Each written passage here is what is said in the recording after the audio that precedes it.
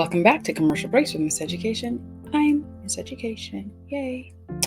All right. So, yeah. Anyways, I had so many thoughts in my head and so many things I want to share, but I wanted to start with this one here, episode 56, my original plan versus his, right? I know I did an episode at the beginning about my intent, my plan when I married my first husband, and then God's plan when he gave me my amazing husband now, right? And so God has my plan, his plan, sometimes they're not the same. And this happened yet again.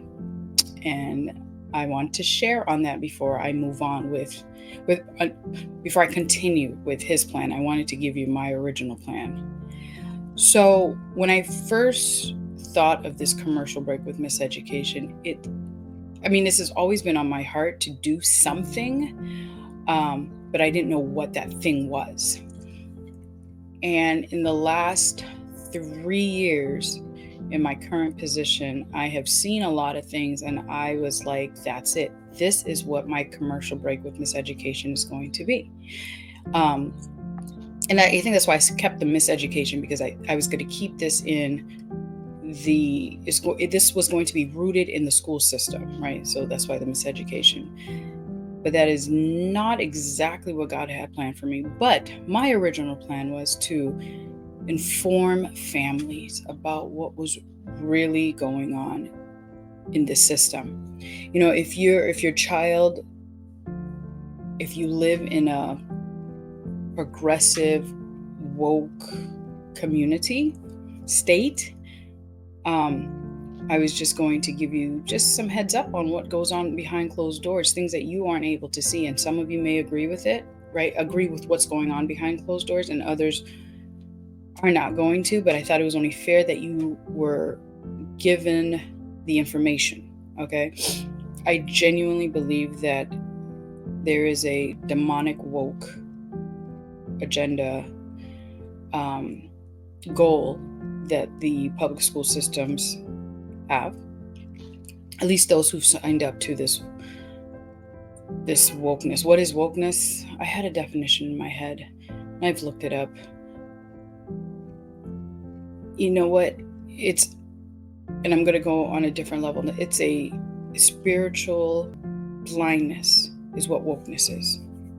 Yes, that's what it is. Wokeness is being spiritually blinded from God. And yes, it's packaged in, let's stop hate, let's stop hate speech. Let's love everyone regardless of skin color. Yeah, it's wrapped up in that. Let's accept everyone for who they are, regardless of gender, belief, religion, sexuality, or all of that. It's wrapped up in this pretty bow. But wokeness is the blindness to God.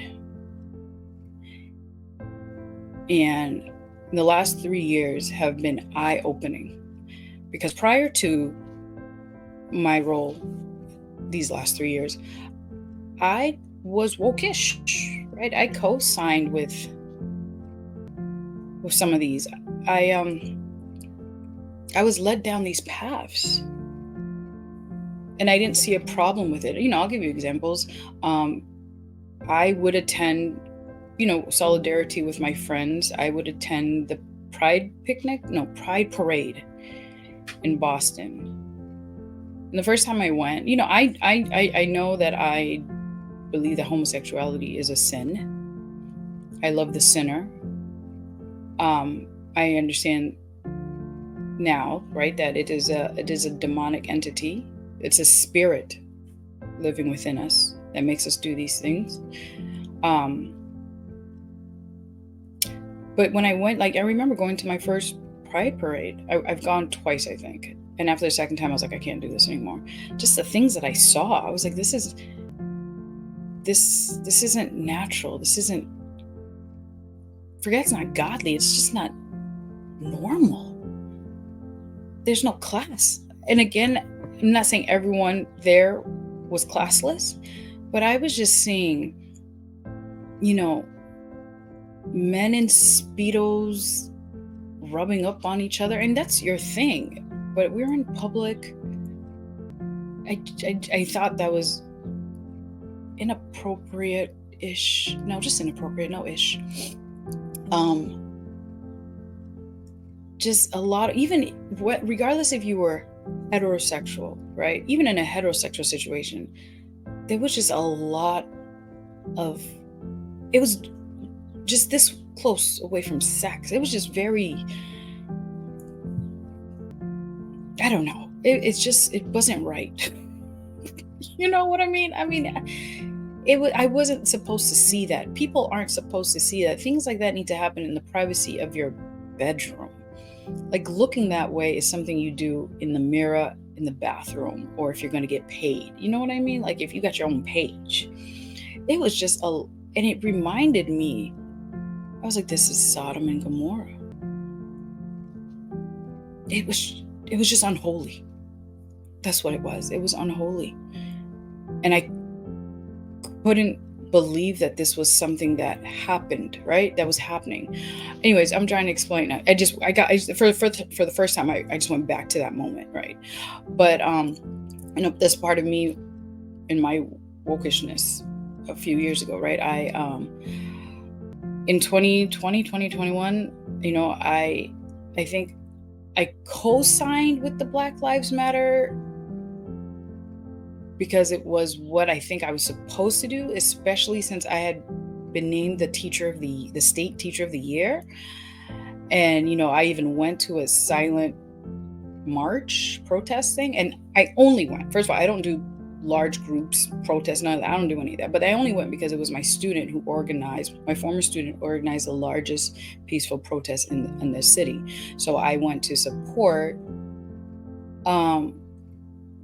but in my heart, in my soul, I felt like, something felt off, right? But I didn't know what. I didn't know what it was, but I knew something felt off. And so that was me prior. Me now, after my last 3 years, I'm just telling you a few things that I've witnessed in the public schools, and I want you to be aware if you have children. I've mentioned the health curriculum, and I'm in elementary, so I can only imagine it only gets worse. Okay, in middle and high school. Okay, so the health curriculum, the teacher came to me and was like, "Oh, I just want to read to you some questions that were asked of me by the kids and stuff we had to talk about." And it was about, masturbation and these nuts, right? Right. Basically talking about the testicles, balls. These kids are like, these nuts, this, and having sex with this. And I'm talking about elementary school. Conversations were about, same-sex relations.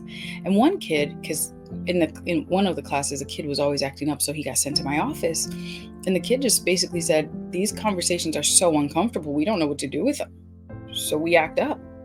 And I said, that makes sense. That would make sense. It's uncomfortable for a 10-year-old to sit there and have to hear and engage in these type of conversations. Yeah, it's weird, right? I let the teachers know. That's one thing. I've had there was an incident. It is what it is. There was an incident where,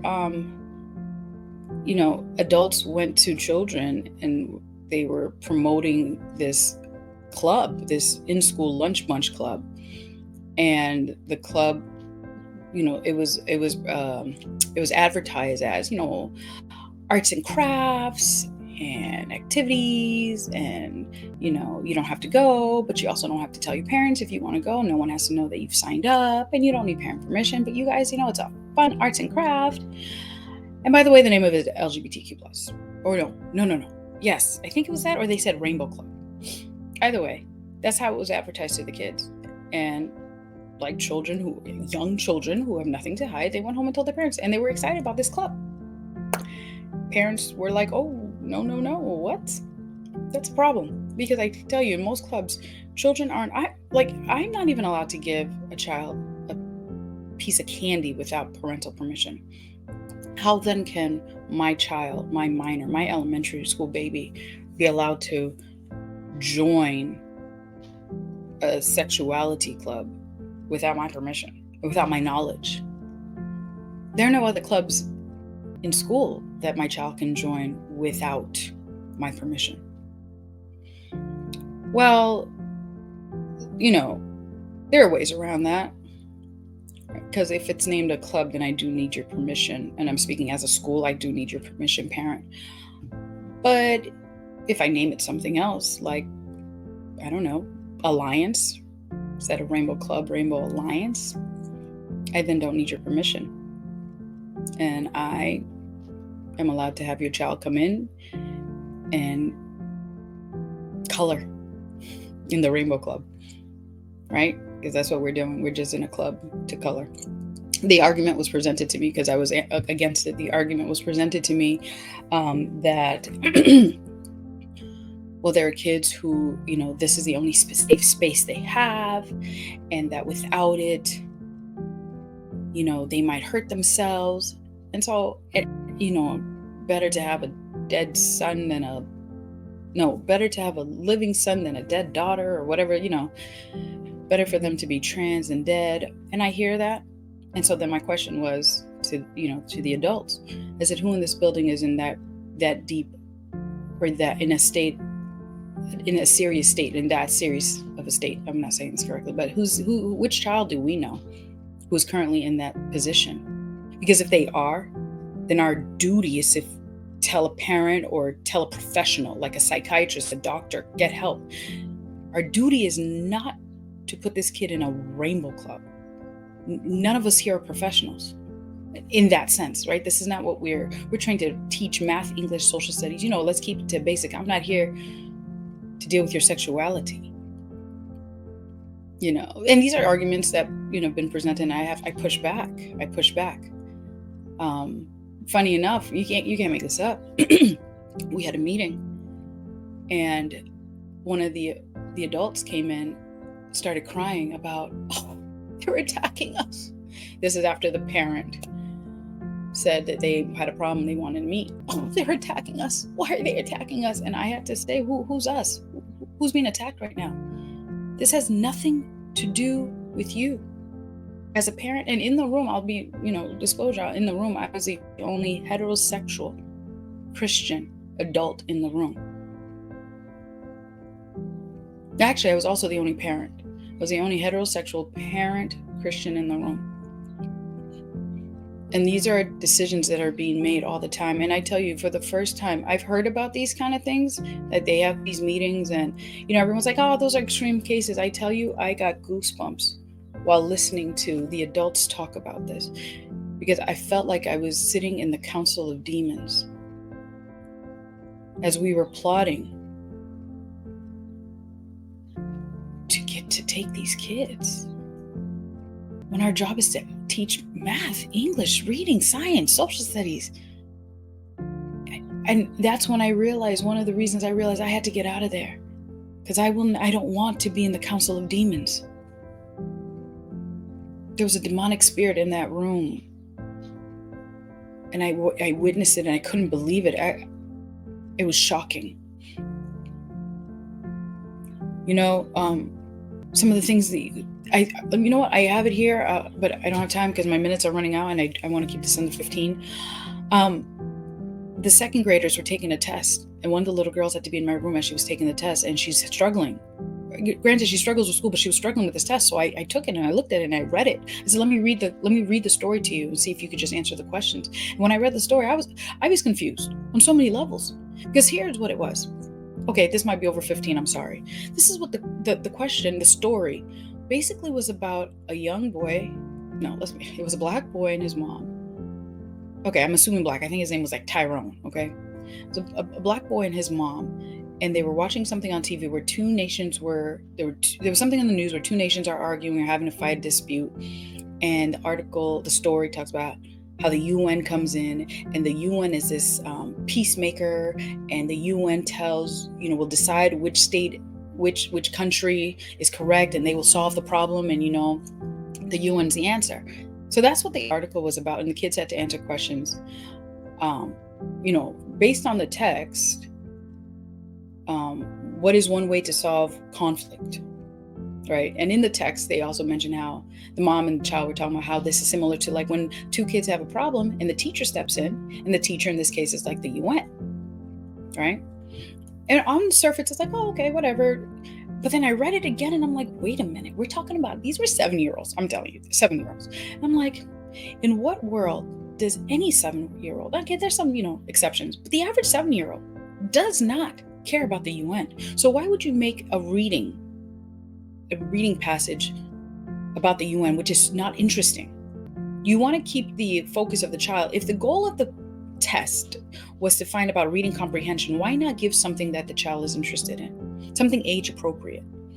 And I realized why it was. It's because they are indoctrinating our children. Because something is going to happen. There will be some conflict.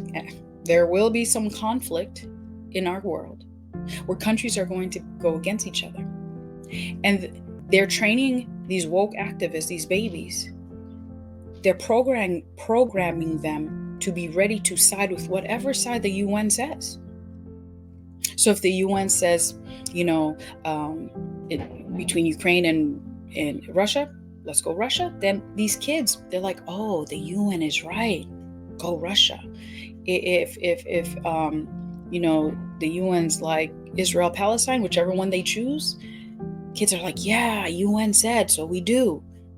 And next thing you know, they'll be on these streets like these Harvard kids and these Tufts kids and all these other university kids protesting on things they don't know about. I know. Oh, I'm done. I have so much. I could go on and on about what I've been seeing, and maybe I will next time. But I'm just letting you guys know, be mindful. Oh, that's not my plan. Oh my goodness. The goal of this was my original plan versus his. Oh, okay. That was my original plan. But God clearly did not have that in mind, because I could go on in this. God was like, no, Jen, I don't want you to focus on, or specifically focus on what's happening in these schools. I want you to focus on me and focus on how things are not aligning up with me. And by doing that, schools will come in, right? Because there are things that these public schools are not doing. And not just public schools. I went to Catholic school also. But there are things that these schools are not doing that don't align with me. So focus on me and everything will fall into place. Yo, I am sorry. I've never done 17 minutes. I could go on and on. Maybe I'll do a part 2. But I hope this made sense. Till next time. Commercial breaks with this education. Peace out. God is dope. Yes, he is. Till next time.